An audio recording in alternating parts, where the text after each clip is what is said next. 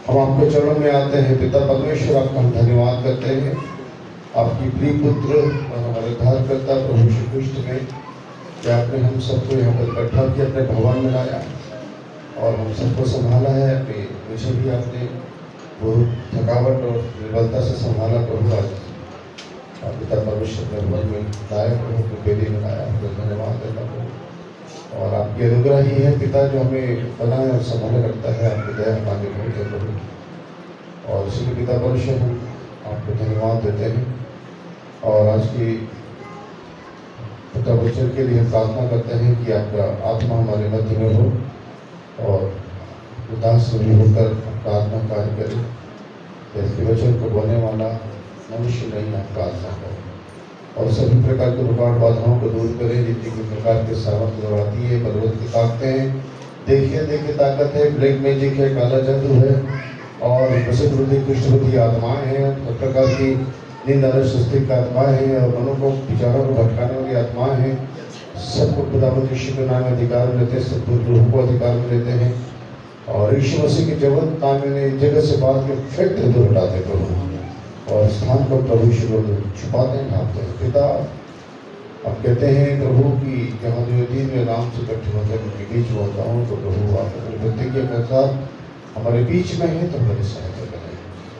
सब कुछ आपकी इच्छा में सौंपते हैं, पवित्र आत्मा के संचालन में उसके पिता परमेश्वर से आराधना के आगे के भागों को सौंपते हैं, उनके संचालन के द्वारा होने पाए पिता और सब कुछ इच्छा में धन्यवाद देते हुए अभी महिमा आदर आपको देते हैं। प्रार्थना प्रभु यीशु क्रिस्ट के नाम से मांगते हैं, आमीन।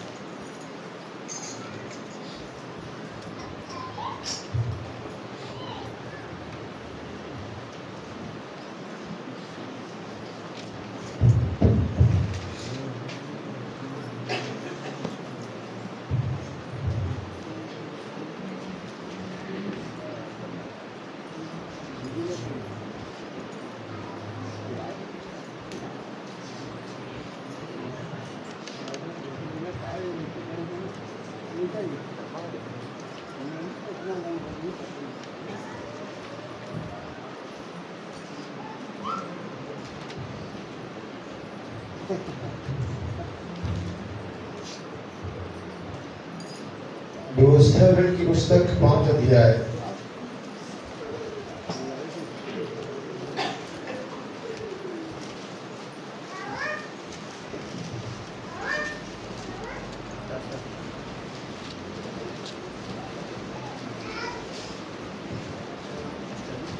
पद से 21 पद तक पढ़ेंगे। तेरा परमेश्वर यहोवा जो तुझे दासत्व के घर अर्थात मिस्र देश में से निकाल लाया है वह मैं हूँ। मुझे छोड़ दूसरों को परमेश्वर करके न मानना। तू अपने लिए कोई मूर्ति खोदकर न बनाना, न किसी की प्रतिमा बनाना जो आकाश में या पृथ्वी पर या पृथ्वी के जल में है।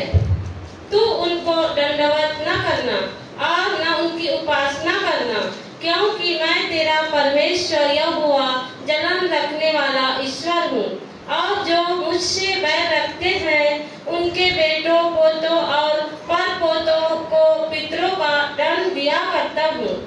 और जो मुझसे प्रेम रखते हैं, मेरी आज्ञाओं को मानते हैं, उन हजारों पर करुणा किया करता हूँ। तू अपने परमेश्वर यहोवा का नाम व्यर्थ न लेना, क्योंकि जो यहोवा का नाम व्यर्थ ले वह उनको निर्दोष न ठहराएगा। तू विश्राम दिन को मानकर विश्राम दिन को मानकर पवित्र रखना, जैसे तेरे परमेश्वर यहोवा ने तुझे आज्ञा दी। 6 दिन तो परिश्रम करके अपना सारा काम काज करना, परंतु 7वें दिन तेरे परमेश्वर यहोवा के लिए विश्राम दिन है। उसमें ना तू किसी भांति का काम काज करना, ना तेरा बेटा, ना तेरी बेटी, ना तेरा दास, ना तेरी दासी, ना तेरा बैल, ना तेरा गदहा, ना तेरा कोई पशु, ना कोई परदेशी भी जो तेरे फाटकों के भीतर हो, जिससे तेरा दास और दासी भी तेरे समान विश्राम करे। और इस बात को स्मरण रखना कि मिस्र देश में तू आप दास था और वहां से तेरा परमेश्वर यहोवा तुझे बलवान हाथ और बढ़ाई हुई भुजा के द्वारा निकाल लाया। इस कारण तेरा परमेश्वर यहोवा तुझे विश्राम दिन मानने की आज्ञा देता है। अपने पिता और अपनी माता का आदर करना, जैसे कि तेरे परमेश्वर यहोवा ने तुझे आज्ञा दी है, जिससे जो देश तेरा परमेश्वर यहोवा तुझे देता है उसमें तू बहुत दिन तक रहने पाए, तेरा भला हो। तू हत्या न करना, तू व्यभिचार न करना, तू चोरी न करना, तू किसी के विरुद्ध झूठी साक्षी न देना, तू न किसी की पत्नी का लालच करना और न किसी के घर का लालच करना, न उसके खेत का, न उसके दास का, न उसकी दासी का, न उसके बैल या गधे का, न उसकी किसी और वस्तु का लालच करना।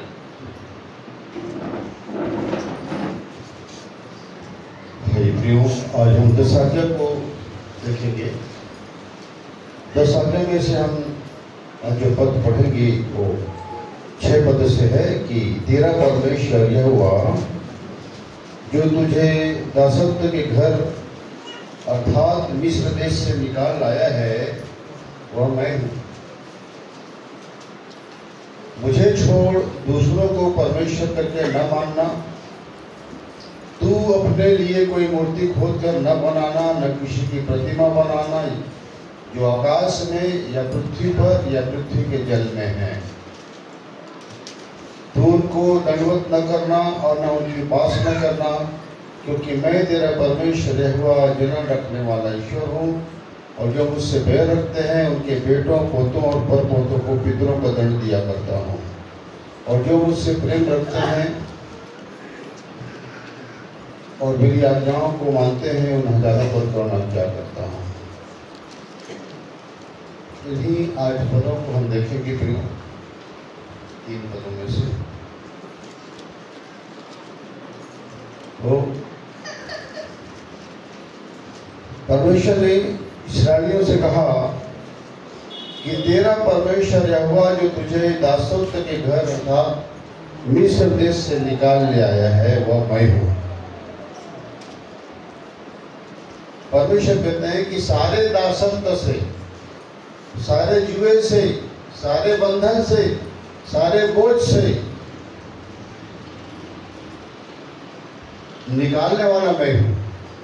और जब मैं तुझे निकालता हूं तो फिर तू मुझे छोड़ दूसरों को ईश्वर करके ना मानना। ऐसा क्यों कह रहा है? क्योंकि देखिए हम इस दुनिया में हम देखते हैं बहुत सारे धर्म जो बने हुए हैं और बहुत सारे ईश्वर, बहुत सारे देवी और देवताएं बहुत सारे बने हुए हैं। सभी जगह पर डालते हैं, अलग अलग विदेशों में अलग आ पाएंगे। मोलेक है, सुरेत है, बाल है, बहुत सारी। तो ये कहना चाहता हूं मैं कि सारे सृष्टि, सारे ब्रह्मांड और सारे कायनात का जो बनाने वाला परमेश्वर है वो तो एक ही है। और सबको इस बात को बोलने पर सब बोलते हैं हाँ वो एक है। जिसने हम सबको बनाया वो एक है। न उसने हिंदू बनाया, न उसने मुसलमान बनाया, न उसने सिख बनाया, न उसने ईसाई बनाया, न यहूदी बनाया, न जैन बनाया, न बौद्ध बनाया। वो तो हम यहाँ अपने आप को बना लिए दुनिया में आकर के।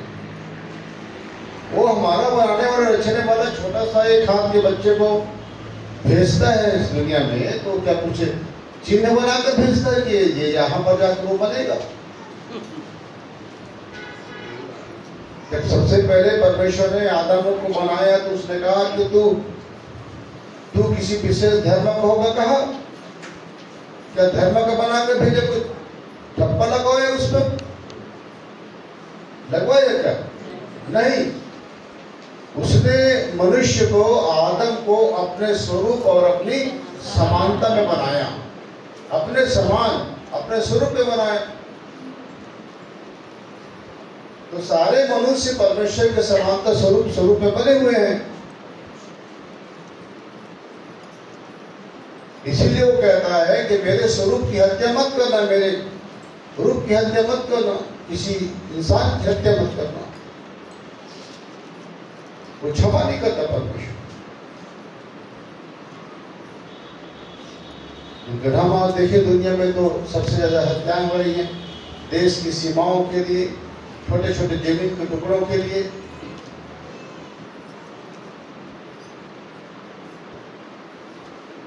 उस दिन चापा से आ रहा था एक बहन, आइए के लिए जमुना, चौड़ी से आई जमुना, नहीं आई, चौड़ी वाली जमुना। उसने बताया उनकी भतीजी की हत्या कर दी उसके पति ने।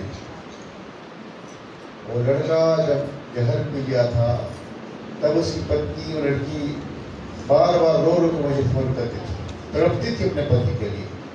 खूब दुआएं की, खूब दुआएं की। मैं भी उसके लिए बहुत प्रार्थना, दिन में कई बार उसे पूछता, उसका फोन आता। जहर से बच गया वो। ज्यादा मात्रा पी लेता, बचना बहुत मुश्किल। डॉक्टर बताए थे हमारे तो बाहर है, कोई ईश्वर चमत्कार कर दे तो बच सकता है। जहर पूरा फैल के बच गया, लेकिन बच गया। परमेश्वर बचा लिया दुआएं सुनने के बाद। और जब बच गया तो विहार में अपनी पत्नी के तकिए में मुंह दबा के मार दिया।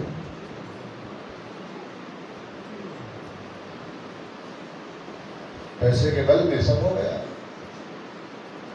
पोस्टमार्टम हो जाता है, सब रिपोर्ट हो जाता है, हार्ट अटैक बता दिया। तो परमेश्वर के स्वरूप में बना हुआ मनुष्य की हत्या अगर मनुष्य करता है, इस संसार का कोर्ट उसको सजा नहीं देते, इस संसार के प्रशासन उसको सजा नहीं देते। आज पैसों में सब बिक जाते हैं, लेकिन क्या वो छोड़ देगा? वो छोड़ देगा?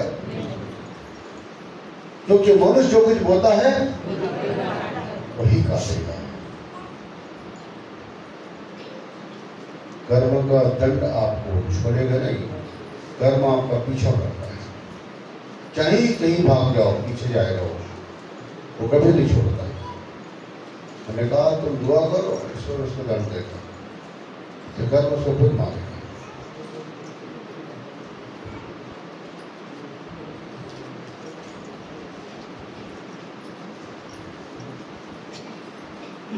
ऐसी एक और घटना हुई थी, इनकी भाई की लड़की को ससुराल और उनके पति और जेठ ने मिलकर मार दिया। पूरा छुरे से इतना मारा था उनको, इतने गोद डाले थे उसको, हार्ट आर पार कर दिए थे, फेफड़ा आर पार कर दिए थे, यहाँ से लेके पीठ के उस पार निकल गया था, बड़ा बड़ा हथियार। छोटा बच्चा था, पेट में जो बच्चा था वो बच्चा भी कट गया था, ऐसा मारे थे। और मारने के बाद वो बड़ा भाई ने अपना छोटे भाई के जो है जगह को ले लिया, बोला कि मैं मारा हूँ करके। तो छोटे भाई ने उसको पति को बचा लिया, ये नहीं मारा है, मैं मारूंगा। बड़ा वाला चला गया अंदर और उसके पति आराम से घूमता था, रायपुर में घूम रहा था, किसी गाड़ी ने मारा और पीस दिया उसको। यहां से तो बच गया, लेकिन उससे वो भी अपना सजा काट रहे हैं। शायद उसकी सजा हुई कि नहीं हुई है पता नहीं है, चल रहा है, हो गया उम्र कैद हुआ।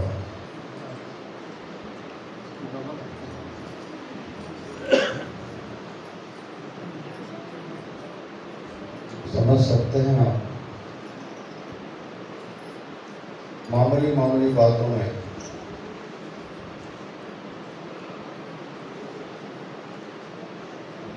अब जब दोनों भाई उसकी हत्या कर रहे थे तो उसकी जो भाइयों की जो बहन थी तो चिल्ला चिल्ला बोलती और मार और मार। स्त्री की हत्या में स्त्री भी शामिल है।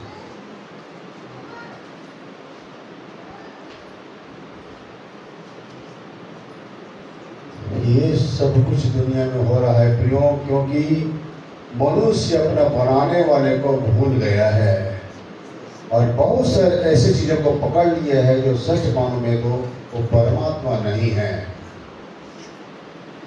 वो मर मिटे, वो परमात्मा नहीं है। जो परमात्मा है वो उसको किसी ने भी नहीं देखा। जब किसी ने भी नहीं देखा इसलिए वो कहता है कि तू मुझे छोड़ और किसी को देव मूर्ति करके मत बनाना, ईश्वर करके मत बनाना, क्योंकि मुझे छोड़ है ही नहीं सृष्टि में कोई। पूरे ब्रह्मांड और कायनात का बनाने वाला ऑलमाइटी गॉड मैं ही हूँ, सर्वशक्तिमान परमात्मा मैं हूँ और मैं किसी को दिखता नहीं हूँ। वो अदृश्य परमात्मा है, उसको दृश्य में मत लाओ, उसकी मूर्त मत बनाओ। वो जब मूर्त बनाओगे तो डुप्लीकेट होगा और जब डुप्लीकेट होगा तो डुप्लीकेट में कौन घुसता है? शैतान घुसता है। इसीलिए प्रियो ये परमेश्वर जो है जो आज्ञा दिया है और इसको वो बहुत कड़ाई से पालन करने की लिए परमेश्वर कहता है, और जो इस सच्चाई को जानता है वो मर जाएगा लेकिन और कहीं नहीं झुकेगा। तो ये वचन जो लिखा हुआ है ये लिखा है दूसरे पद में लिखा है कि तू अपने लिए कोई मूर्ति खोद कर न बनाना क्योंकि वो झूठा हो जाएगा, क्योंकि मुझे किसी ने देखा नहीं है, मुझे किसी ने भी नहीं देखा।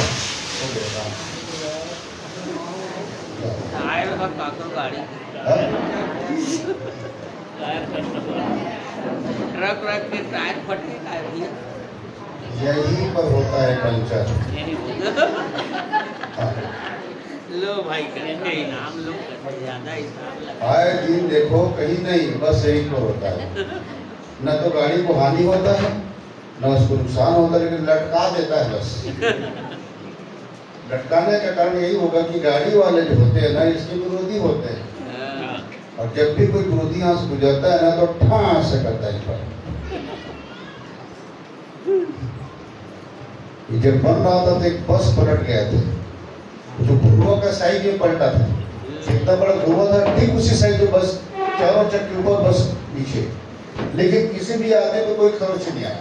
मैं वहां दोहरसी से दौड़ मोटरसाइकिल तुरंत आया, रे बाप रे अभी भवन बन रहा है कि वहां पर मर मत जाए लोग। आगे देखा तो किसी कुछ नहीं हुआ है, लेकिन चारों चक्के ऊपर थे, लटका दिया उसको। लो भाई वो क्रेन में लाकर निकाले।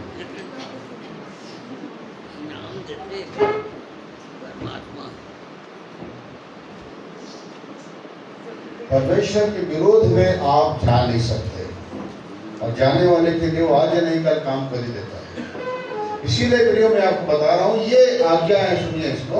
हम तो यहाँ पर रोज का घटना देखते रहते हैं, है ना, कहाँ ऐसे करता ही करो तमाम गाड़ियाँ, तो यहाँ पर रोकता है। इसलिए बहुत से लोग यहाँ पर से गुजरते हैं ना, ऐसा करते हैं, हाथ में बजाते हैं, ऐसा करके भी करते हैं, तो देखते रहते हैं बड़े बड़े तिलक वाले भी ऐसा करते हैं। तो मालूम है ठान ऐसा करता है। हाँ, कुछ बस वाले नहीं रोक रहे थे पहले, यहाँ पर बोलते थे तुम ईसाई करने वहां जाओगे, नहीं रोकते थे। हमने प्रार्थना किया पिता जो नहीं रोकता उसको आप रोक दीजिए। तो दादा वाला है यहाँ का एक आंगन वाला दादागिरी चलता था अपनी गाड़ी बस का, जानते हो ना? हाँ। तो वहाँ उसकी गाड़ी वाले रोकते नहीं थे, यहाँ पर लटका दिया 3 दिन तक, यहीं से पानी लेके जाते थे। फिर एक दिन ने कहा भाई यदि यहाँ पर 3 दिन हो गए हमारा गाड़ी बन नहीं पा रहा है, तो बोले कि भैया तुम इस जगह के लिए विरोध करते होगे, है ना? यहाँ पर यात्री नहीं उतारते होगे, नहीं चढ़ाते होगे, कुछ तो गलत करते होगे। अब समझ आया वो, हाँ करते तो है। यहाँ पर आज पलटो तब काम बनेगा तुम्हारा। हम लोग जाके यहाँ पर प्रार्थना किए, बना दे प्रभु, हम लोग आज के बाद कभी सुपर से बर्फास्त यहाँ पर से जाते थे, इनको सुनाते सुनाते जाते थे, उतरने और चढ़ने वालों को। अच्छे अच्छे बस वालों को यहाँ रोकता है, एक रोकता है, यहाँ से यहाँ आता है, फंसा देता है गाड़ी। तुम मनुष्य से डर लोगे, उससे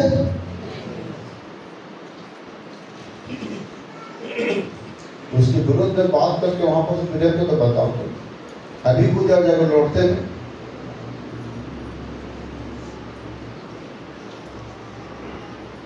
नुकसान बन नहीं होने देता, लेकिन कहीं पर वहां जाके वो तो खेत में फंसा देता है, तो भूलों में फंसा देता है, गाड़ी को नहीं गिरा, चेतावनी देता है यहाँ से तुझे गुजरने नहीं दूंगा।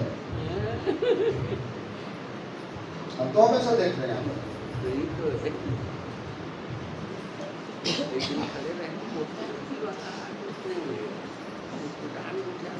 जो भी गाड़ी नहीं रोका, मैं उनको बोलता हूँ, जिन लोगों को सुनाते हैं उनको बोलता हूँ, बस तुम ही लोग कर देना प्रार्थना, अब से रोके गए।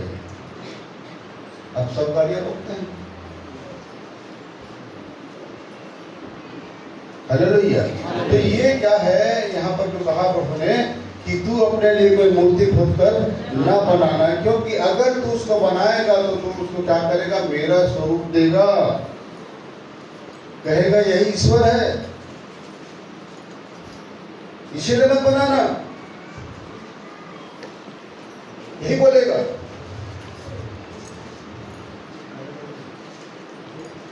ना किसी की प्रतिमा बनाना, प्रतिमा मतलब बड़ा मूर्ति है ना, आकार से, जैसे भी हमारे नेताओं का बना रहता है, शहीदों का बना रहता है बड़ा बड़ा प्रतिमा, ऐसा मत बनाना किसी का, ताकि लोग जाकर हमारे दंडवत मत करें।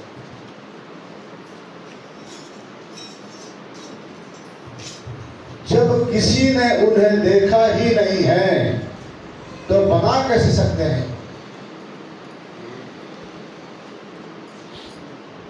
बताइए।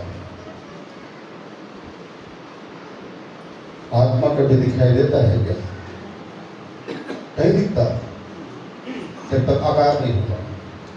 तो ये इसलिए मैं आपको बताना चाहता हूं कि प्रतिमा न तो किसी की प्रतिमा बनाना जो आकाश में है या पृथ्वी पर है या पृथ्वी के जल में है, ये तीनों जगहों में से किसी का भी तुम प्रतिमा न बनाना, न मूर्ति न बनाना। ये परमेश्वर का सख्त आदेश, ये परमेश्वर ने आदेश दिया।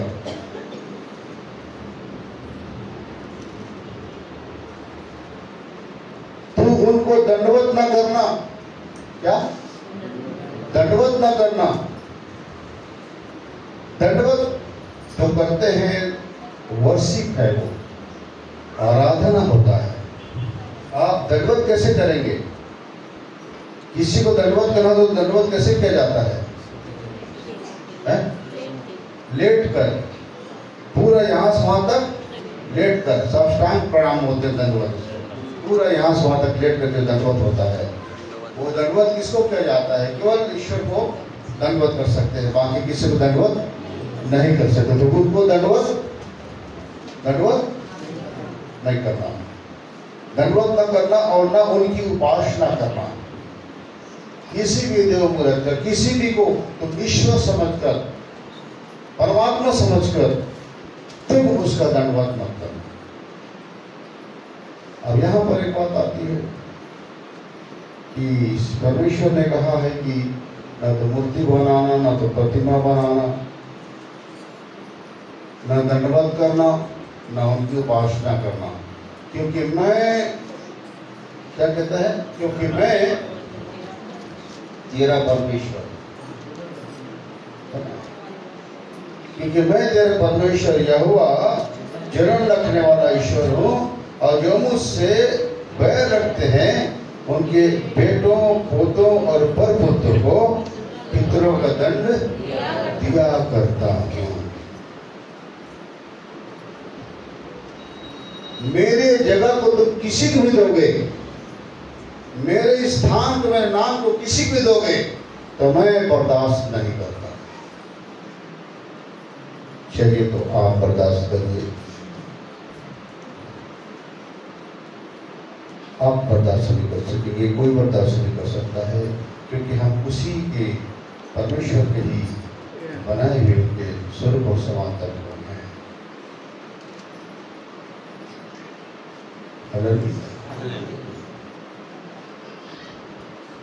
आपकी पत्नी अगर कहे किसी और के साथ बैठकर, उनके साथ घूमकर, तो आप उनके कैसे तमाशा कर रहे हो? बोले आप ही को तो समझ नहीं कर रहे हो, बर्दाश्त करोगे? नहीं ना, नहीं।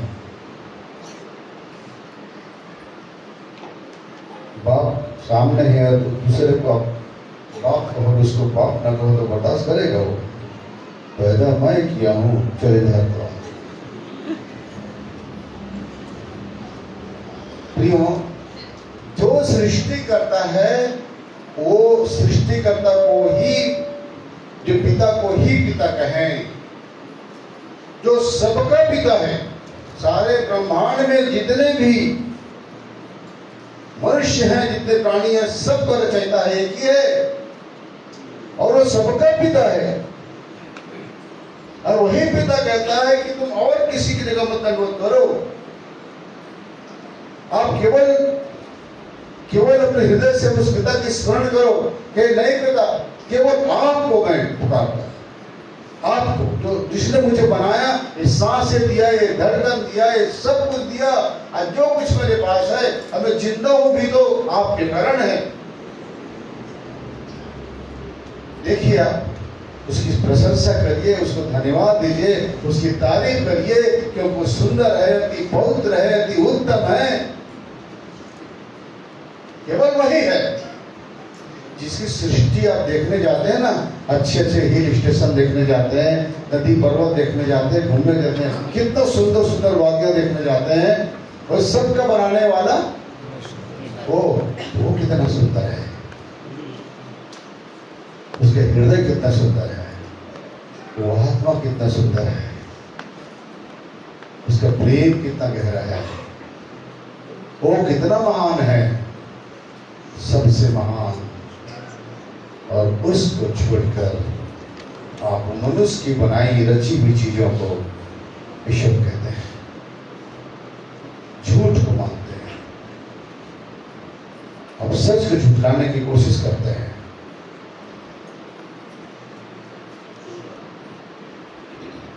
इसलिए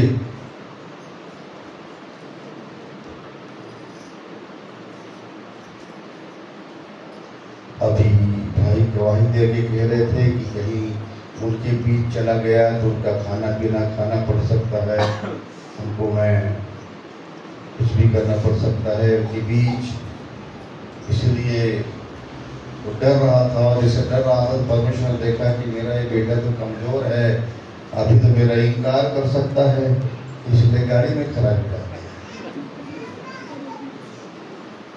लेकिन उसका जो बेटा और जो बेटी मजबूत रहते हैं ना, उनकी गाड़ी खराब नहीं होगी, वो वहां तक जाएंगे और उसको इग्नोर करेंगे, वहां जाकर कहेंगे ना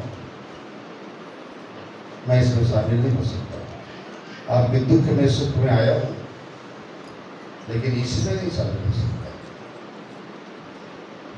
क्यों नहीं हो सकता? क्योंकि बलि आप किसी और के लिए कर रहे हैं, उसके लिए नहीं जो सारे सृष्टि का ब्रह्मांड को बनाने वाला है, वो बलि नहीं मांगता, वो बलि नहीं मांगता, वो किसी की हत्या नहीं मांगता, वो तो सारा जीव का बनाने वाला परमात्मा है। चलिए तो मैं आपको बताता हूँ, भजन संहिता 50 अध्याय निकालिए।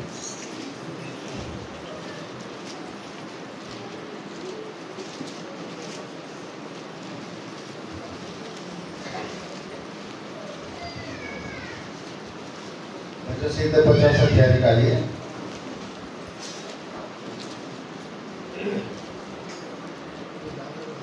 और 7 पद से पढ़िए। हे मेरी प्रजा, हे मेरी प्रजा, सुन मैं बोलता हूँ, सुन मैं बोलता हूँ, और हे इस्राएल, हे इस्राएल, मैं तेरे मैं तेरे विषय साक्षी देता हूँ। साक्षी देता हूँ। परमेश्वर तेरा परमेश्वर मैं ही हूँ, तेरा परमेश्वर मैं ही हूँ। मैं ही हूँ। आगे, मैं तुझ पर तेरे मेल बलियों के विषय में दोष नहीं लगाता। तेरे होम बलि को नित्य मेरे लिए चलते हैं। मैं ना तो तेरे घर से बैल, ना तेरे पशुशाला के बकरे लूंगा, क्योंकि वन के सारे जीव जंतु और हजारों पहाड़ों के जानवर मेरे ही हैं। मैं तुझ पर तेरे मेल बलियों के विषय पर दोष नहीं लगाता। तेरे होम बलि तो नित्य मेरे लिए चढ़ते हैं। होम बलि चढ़ाता है तो, लेकिन पशु बलि नहीं। कहता है कि मैं न तो तेरे घर से बैल और न तेरे पशुशाले से बकरे लूंगा। न तो मुझे बैल, न मुझे बकरा, न मुझे भेड़, न मुझे और कोई जानवर। लिख रहा है कि न तेरे पशुशाले से बकरे ले लूंगा, क्योंकि वन के सारे जीव जंतु और हजारों पहाड़ों के जानवर मेरे ही हैं। परमेश्वर कह रहा है, मुझे तेरे घर से कोई दरकार नहीं, मुझे तेरे घर से कोई चीज की जरूरत नहीं है। तो मुझे दे ही क्या सकता है? तेरे पास क्या है? सब कुछ तो मेरा दिया हुआ है, तू मुझे क्या दे सकता है? मुझे तू पशु लाकर देता है। अरे सब पशु तो मेरे हैं, मैंने सारे प्राण बनाए। सारे पशु तो जानवरों के, जंगलों के, पहाड़ों के सब तो मेरे ही हैं। तू कैसे दे सकता है मुझे?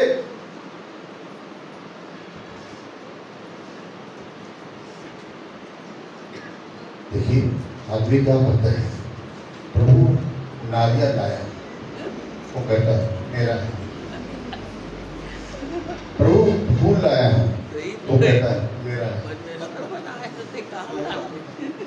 प्रभु ये और दूसरा वाला फल लाया, अच्छा वाला, दूर जाके, वो भी मेरा है। अच्छा वाला बकरा लाया, वो बकरा है, अभी मेरा है। तेरा अपना कुछ दे, तू अपना तेरा कुछ दे, मेरा क्यों देता है? जो मेरा ना हो वो तुझे दे।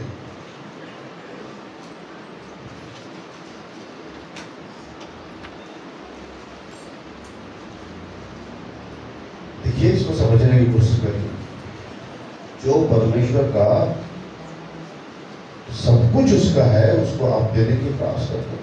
ये तो नीचे कह रहा है, वो नीचे कह रहा है, वो ये बोल रहा है, यदि मैं भूखा होता तो तुझसे न कहता, क्योंकि जगत और जो कुछ उसमें है वो मेरा है। यदि भूखा होता तो तुझसे मांगता, लेकिन तू भूखा होता तो मैं तुझे देता हूं। मैं भूखा नहीं हूं, तू भूखा है।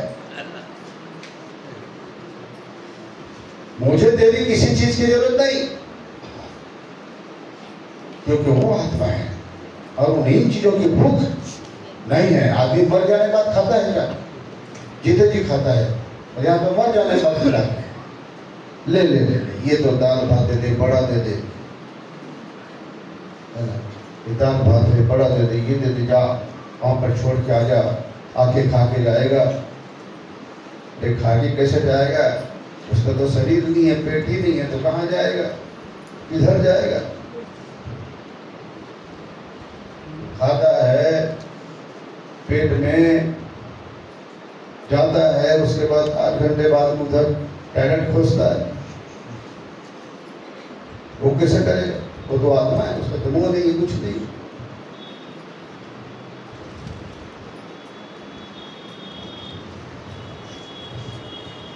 यदि मैं भूखा होता तो तुझसे न कहता कि कुछ जगत और जो कुछ उसमें है वह मेरा है। क्या मैं बैल का मांस खाऊं या बकरों का लहू पीऊं? परमेश्वर पूछता है क्या मैं बैल का मांस खाऊं या बकरे का लहू पीऊं? कहीं पर बैल चढ़ाते हैं, कहीं पर सुअर चढ़ाते हैं, कहीं पर बकरा चढ़ाते हैं, कहीं पर मेढ़ा चढ़ाते हैं, कहीं पर पाड़ा चढ़ाते हैं। अलग अलग स्थानों पर राज्य में जाकर देख लो, अलग अलग जगह पर अलग अलग बलि देते हैं। लेकिन वो परमात्मा जो है वो लेता ही नहीं है वो बलि, उसको जरूरत ही नहीं बलिदान की, उसको आपने दे सकते। ये मनुष्य अपने आप को संतुष्ट करता है, वो नहीं लेता है। इसीलिए लिखा है परमेश्वर को धन्यवाद का बलिदान चढ़ा और परम प्रधान के लिए अपने मन्नतें पूरी कर, और संकट के दिन मुझे पुकार और मैं तुझे छुड़ाऊंगा और तू मेरी महिमा करेगा। मुझे केवल धन्यवाद का बलिदान चढ़ा और कुछ भी नहीं दे सकता।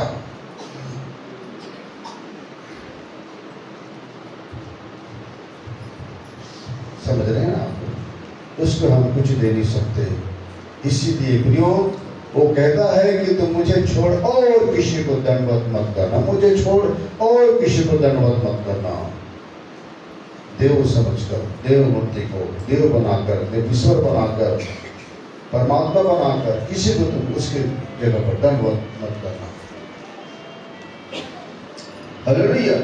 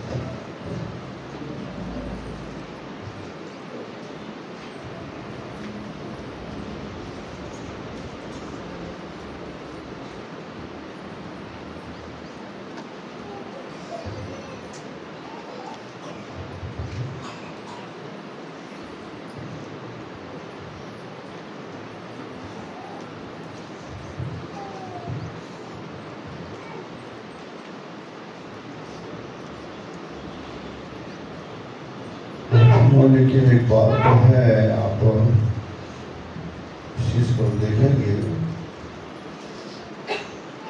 कि जिस परमेश्वर ने कोई मूर्ति बनाने को नहीं कहा, वही परमेश्वर पीतल की सांप की मूर्ति बनाने को कहता है।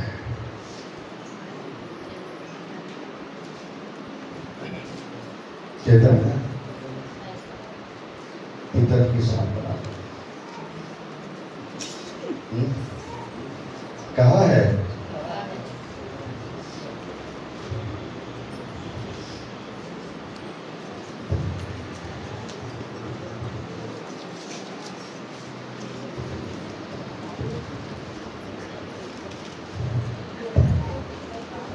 और वही परमेश्वर ऐसे कलाकारों को पैदा कर दिया है, ऐसे कलाकार जिनको तमाम चीज बनाने की कला दे दिया है और बना रहे हैं। देखिए निर्गमन 31 अध्याय,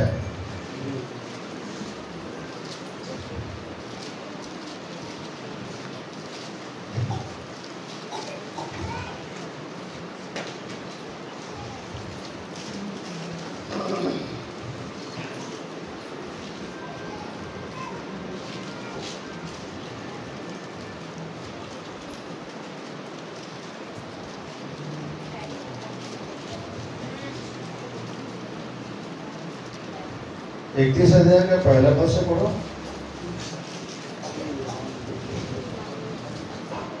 फिर यहोवा ने मूसा से कहा, सुन, मैं ऊरी के पुत्र बसलेल को, जो हूर का पोता और यहूदा के गोत्र का है, नाम लेकर बुलाता हूँ और मैं उसको परमेश्वर की आत्मा से जो बुद्धि, प्रवीणता, ज्ञान और सब प्रकार के कार्यों को समझ देने वाली आत्मा है परिपूर्ण करता हूँ।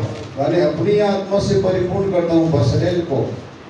आगे लिखा है जिससे वह कारीगरी के कार्य बुद्धि से निकाल कर सब भांति की बनावट में अर्थात सोने, चांदी और पीतल और जड़ने के लिए मणि काटने में और लकड़ी पर नक्काशी का काम करे।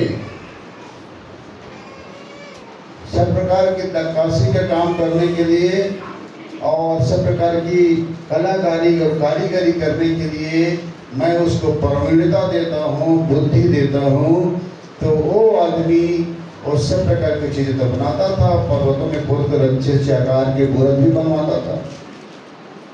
तो एक तरफ परमेश्वर कहता है कि मूर्ति नहीं बनाना और दूसरी तरफ तो बनवा रहा है। बसलेल को उसने अपनी आत्मा दिया, उसके अंदर ऐसा प्रवीणता दिया है उसके अंदर, तो वो इस प्रकार के कामों करता है, नक्काशी करता है, दीवारों पर चित्र बनाता है, आकार बनाता है, मूर्ति बनाता है। ऐसा क्यों? ऐसा क्यों?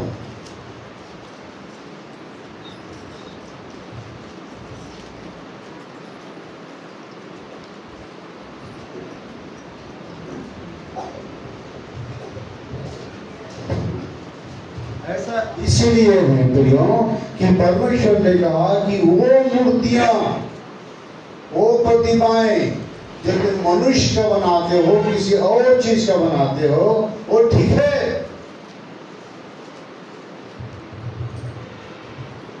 ऐसे में तो हमारे बच्चे कौवा का चित्र नहीं बना सकेंगे, बतख का चित्र नहीं बना सकेंगे, खिलौने नहीं बना सकेंगे। इन चीजों के लिए परमेश्वर ने बनाना है क्या? इन मूर्त के लिए, इन कारीगरी के लिए।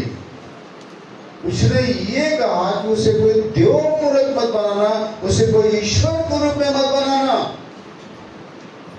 बाकी तुम कुछ भी बनाओ, मुझको दिक्कत नहीं है। तुम अपने बेटे की तस्वीर बनाओ, बेटी की तस्वीर बनाओ, अपनी प्रतिमा बनवा लो, मुझे दिक्कत नहीं है। लेकिन वो प्रतिमा जो ईश्वर कहलाता है, कह रूप ले ले, जो मेरी जगह कोई दूसरे रूप पर बना लो ईश्वर करके, ऐसा करो तुम भटक जाओगे, तुम भटक जाओगे। मनुष्य मोक्ष क्यों नहीं पाया? मोक्ष नहीं पाने का कारण ये सभी तरह के धर्म का भटकाव है। ये सब रास्ते बनाए, सब जितने भी धर्म है सब रास्ते हैं। तो सब धर्म कहते हैं ईश्वर तक जाने के लिए हमारा बनाया रास्ता, हमारा बनाया रास्ता, हमारा बनाया रास्ता। एक जगह जाके सारा रास्ता बंद हो जाता है, वहां तक किसी पहुंचे नहीं होती है। कारण क्या है? क्योंकि सब भटक गए। सब क्या हो गए? भटक गए।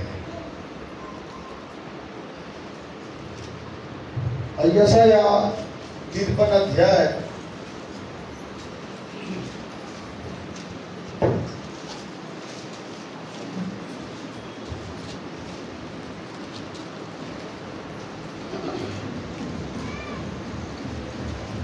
6 पद।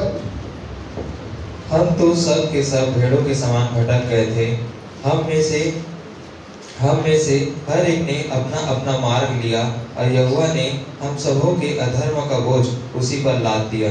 हम सब तो भेड़ों के समान भटक गए थे। भेड़ के पास उतनी बुद्धि नहीं रहती, मालिक के पीछे पीछे चलते हैं और मालिक ही नहीं है तो सब भटक जाते हैं। इसीलिए हम सब भेड़ों के समान भटक गए थे। हम में से हर एक ने अपना अपना मार्ग लिया। अपना अपना मार्ग मतलब वही अपना ताल, अपना डबली, अपना राग, अपना धर्म। सबने अपना अपना धर्म बना लिया। कहता मेरा धर्म तुम्हारा धर्म से अच्छा, मेरा धर्म तुम्हारा धर्म से अच्छा। एक दूसरे पर बुराई कर रहे हैं, दूसरे को हत्या कर रहे हैं, दूसरे को मार रहे हैं।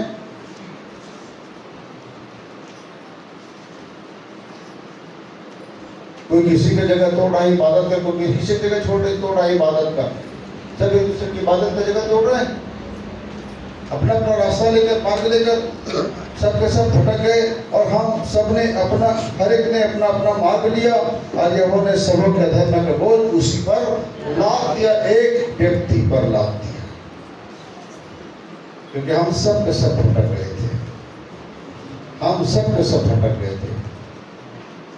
उस जीवित परमेश्वर, शाश्वत परमेश्वर, सनातन परमेश्वर से अलग हो जाना ही मृत्यु है। आदम और हवा ने पाप किया तो मृत्यु कैसे आई? वो दोनों तो जिंदा थे। प्रभु ने कहा था तुम मर जाओगे, पिता ने कहा था तुम मर जाओगे, तो मरे तो नहीं थे, फल खाने के बाद तो जिंदा थे। तो क्या हुआ था? उनका परमेश्वर के साथ संबंध क्या हुआ था? हाँ, डिस्कनेक्ट हो गया था, कट गया था। वही मृत्यु है, उसके पास कभी ना जा पाना ही मृत्यु है। तो जाएगा अनंत मृत्यु में, उसके पास कभी ना जाना ही अनंत मृत्यु है। फिर वो भटक के कहा जाएगा, उस अनंत मृत्यु में जाएगा। उससे डिस्कनेक्ट हो जाना ही तो मृत्यु है। परमेश्वर और मनुष्य का संबंध कट गया जब आदम और हवा ने पाप किया। और इसको जोड़ने के लिए अगर आप अपने विवेक का इस्तेमाल करो, अपना विवेक का इस्तेमाल करो, अपने बुद्धि का ज्ञान का इस्तेमाल करो, तो एक बात बताओ, उस कटा हुआ जो कट गया कनेक्शन कट गया है, उस परमात्मा के साथ जोड़ने के लिए किसने बीच का काम किया है? कोई है जो और बीच का काम करने वाला? उससे जोड़ने के लिए सबने अपना मार्ग लिया। हम उन लोगों की कहानी बनाकर उनको परमात्मा ईश्वर बोल दे रहे हैं। उनकी अपनी कहानी थी, उनकी अपनी कहानी थी। मैं बोलना नहीं चाह रहा हूं, आप लोग समझ जाइए। जिन जिन लोगों को ईश्वर कहा जाता है उनकी अपनी कहानी है ना? कहानी है ना, अपनी कहानी है। वो अपनी कहानी पूरा किए हैं, अपनी लड़ाई लड़े हैं। उन्होंने आपके लिए कुछ किया हो तो बता दो, पिता से आपको मोक्ष के लिए कुछ किया हो तो बता दो। किसी ने किया है?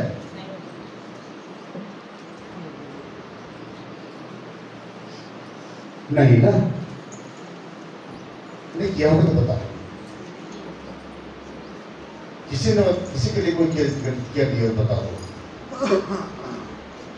सबकी अपनी कहानी है और उनकी कहानी को ये लोग अपना मान बैठे।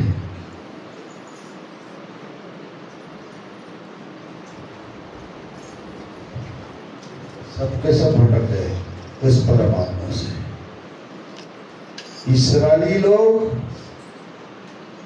जब जंगल के सफर में जा रहे थे, लाल समुद्र पार करने के बाद उन्होंने पाप किया, पाप पर पाप किया, पाप पर पाप किया, व्यभिचार किया। राजा बालाक ने व्यभिचार कराया, उनको बिलाम ने उसको बुद्धि दिया। बिलाम को खरीदने का प्रयास किया था बालाक। बाद में लालच मान जाता है बिलाम, कहता है शराब तो नहीं दे पाऊंगा, लेकिन उनका विनाश का रास्ता बुद्धि आपको बता दूंगा। तो उसका परमेश्वर खुद मारने लगेगा, आपको कुछ नहीं करना पड़ेगा। बालाक बोला यही तो मैं चाहता हूं, वो खुद मर जाए। उसने कहा तुम जंगल में सुंदर सुंदर लड़कियों को, सुंदर सुंदर स्त्रियों को भेज दो, बस तुम्हारा काम हो गया। तुम सिखा के भेजे ना, वो इसराइली जितने उनको फंसाया लोग, इसराइली जो थे पुरुष लोग, उन सुंदर सुंदर लड़कियों की स्त्रियों को जंगल में देखे, व्यभिचार में गिर गए। कई बार अपने घर में ले आए उनको, चल दूसरी पत्नी बना लेंगे, तीसरी बना लेंगे, दूसरी बना लेंगे। परमेश्वर की जगह की बगैर ये इन सब कर्मों के कारण से परमेश्वर को ऊपर भटका था।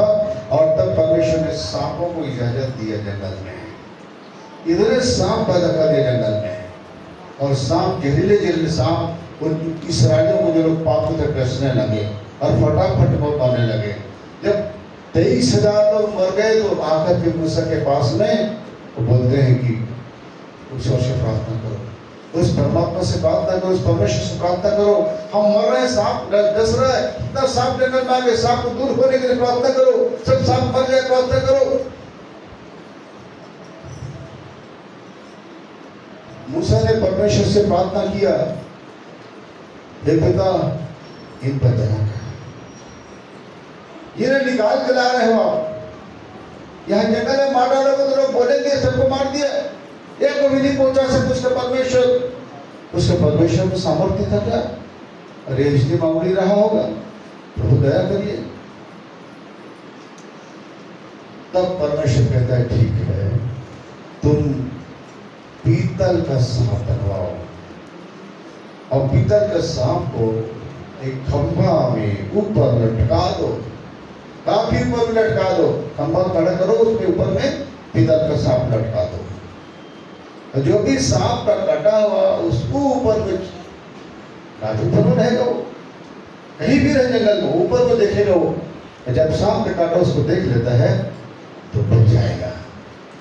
तो उस पीतल के सांप को देखने पर बच जाएगा, नहीं मरेगा।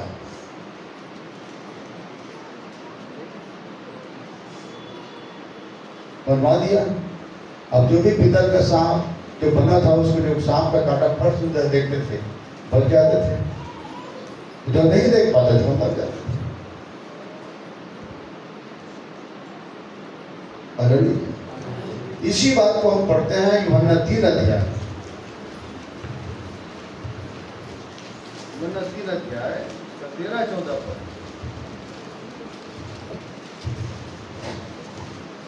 कोई स्वर्ग पर नहीं चढ़ा, केवल वही जो स्वर्ग से उतरा, अर्थात मनुष्य का पुत्र जो स्वर्ग में है। और जिस रीति से मूसा ने जंगल में सांप को ऊंचे पर चढ़ाया, उसी रीति से अवश्य है कि मनुष्य का पुत्र भी ऊंचे पर चढ़ाया जाए। जिस रीति से मूसा ने सांप को, पीतल के सांप को ऊंचे पर चढ़ाया, कहाँ चढ़ाया? ऊंचे पर चढ़ाया। उसी रीति से मनुष्य का पुत्र भी, बताओ यीशु मसीह भी कहाँ चढ़ाया जाएगा? ऊंचे पर चढ़ाया जाएगा। ऊंचा कहाँ? जब वो भी काठ की लकड़ी पर पीतल का सांप चढ़ाया गया था और काठ की लकड़ी, लकड़ी पर ही यीशु मसीह भी चढ़ाया जाएगा। तो यहाँ पर जो जंगल में सांप को देखकर लोग बसते थे, और आगे जब यीशु मसीह आ जाएगा तब सांप वाला मामला बंद हो जाएगा। सांप को देखकर लोग नहीं बचेंगे।